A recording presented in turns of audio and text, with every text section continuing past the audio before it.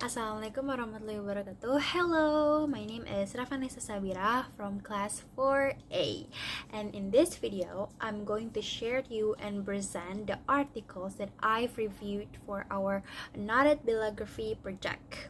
That I will explain each article for the extensive reading courses on its content, benefit, strengths, weaknesses, and finally how they are interconnected. So these are the article title and the authors that I already read and I wanted to review to you guys. So without any further ado, so let's go with the first article.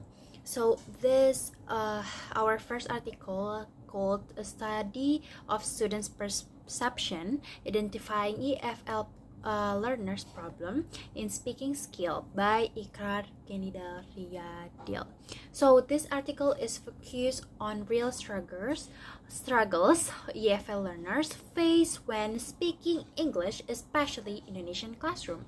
So this article using qualitative descriptive method and like a questionnaire. So the research highlights a key problem in inhibition, lack of idea, low participation, and overuse of the mother's tongue. So its strength lies in the data-driven approaches and its strong connection with theoretical frameworks.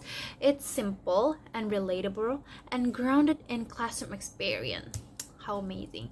And however, the weaknesses is in the small sample. Only one university is in the samples and self-reported data, which may be biased, but there's a benefit of it. So this article give us as a future teacher a direct view of the learner's perspective, which help us find practical strategies to improve speaking skills.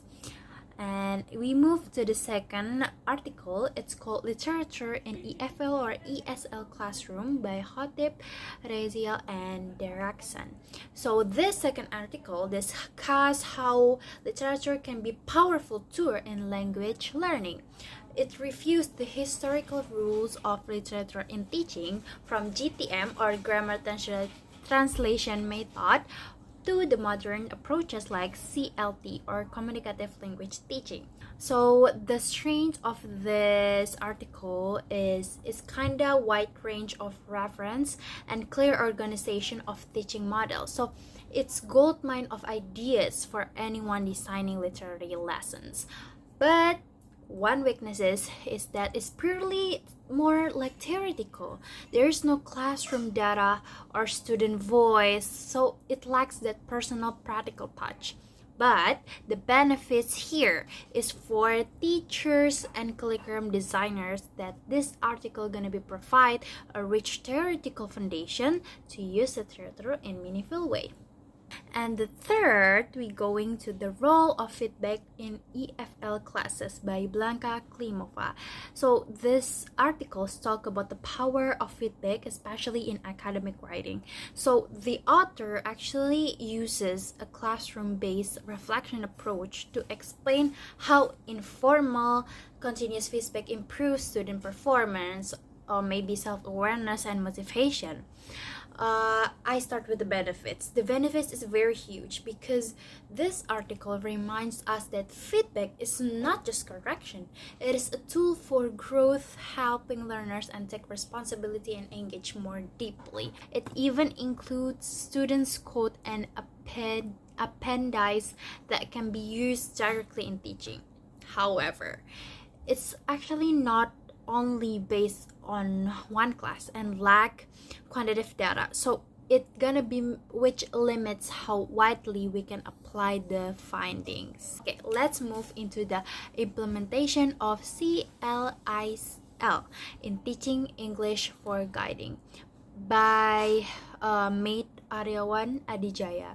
So this article actually explore content and language integrated learning is used in vocational English classes, especially for students who want to become like a tour guides. So this study is analyze a curriculum documents, syllabus on lesson plan. And the benefits is especially for curriculum designers and vocational educators, since it help aligns education goals with real world needs such as like tourism industry. And the strengths, it's deep analyze how CLIL is implemented in policy versus classroom planning. It gonna be includes that tablets that shows the curriculum structure clearly. But on the other hand, a major weakness is the lack of the classroom observation or student feedback in this article, because the articles just focus on only on the document, so it misses out on the lived classroom experience. Next, to the fifth article, it's called Studies of Teaching Learning English Speaking Skills, Review and Bibliometric Analysis by Wang, Abdullah, and Leong. So this article, it's bibliometric analysis, that basically a large-scale review of global research trend in teaching English speaking skills. This article, it's highlighting that although research is increasing, there's a lack of long-term commitment from authors. So it strains that its use of visual like a map or keyword cluster and citation graph. So the article is data rich and globally comprehensive, and it's beneficial for educators and researchers because this article shows where the field is headed and which areas are underdeveloped. It gives a kind of like a roadmap for the future research based on the strengths that the article have. But the weaknesses is that it relies on the only scope database, so it might miss important studies published elsewhere. Also, the keywords grouping is automatic, which can lead to errors. And next article, we go to the investigating teaching learning strategies in improving EFL learners reading comprehension by Asnawi. So this article is focused on two specific strategies. First one is think aloud that support reflection and strategy use. Also, they focus on question-answer relationship that helps clarify how students approach comprehension question. It's actually beneficial, very practical. It helps teachers apply proven strategies in real life classroom. The strength is that includes a real classroom examples. They show exactly how teachers implement the strategies across like pre, during, and post reading stages. But again, the weaknesses is a narrow scope. It's pretend to be like only involve one school and just two teachers, so we have generalizing the result. And next is EFL pre-service teachers challenging in teaching English to young learners by Hikmah and Asfi. So this article examines the real-life experiences of pre-service EFL teachers who join the Campus Mengajar program in rural Indonesian school. So it's many benefits, especially to the teachers who live in Indonesia. So the studies is aligned its relevance for curriculum designers and teacher educators, especially Indonesians. It urged also university to provide contextual and real-world training for future teacher. It's trained that it use authentic interview quotes, which give us like a deep and personal views into the daily struggle of these pre-service teachers. But the weakness, it's like a small samples, like the articles before. And next is choosing and using learning media during remote teaching. I found it's interesting article by Luciana and Anindya. So this article look at how high school EFL teachers in Surabaya choose and use digital learning tools during COVID-19 pandemic. So it's over like a practical insight into remote teaching and digital pedagogy, especially in emergency context. So the strength is they provide a clear data presentation that combining qualitative insight and bar chart visual. However, is only focused on one city, Surabaya, and one education level, limiting the scope and variety of teachers' experiences. Next, there's an undergrad students' perspective of using AI or Quillbot. It's so specific with the Quillbot one by Nurjana and Rafida. So this article is explore students' perceive in the use of Quillbot. So this AI-powered paraphrasing tool in academic writing.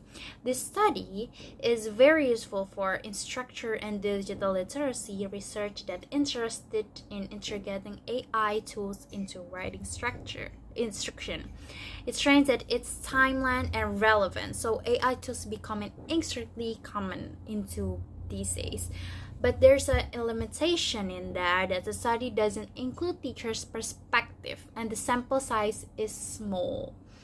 And the last but not least, there is the effectiveness of digital storytelling in EFL classroom by Budianto and Shahruza. So this article investigates how digital storytelling improves listening skills among second semester English education students. So it's highly relevant for a teacher who gonna teach in the second semester especially. And the strength is experimental design using a pre-post test with a control group, making the findings very solid. However, it only focuses on one skill listening and one setting, so the result may not transfer easily to other skills level.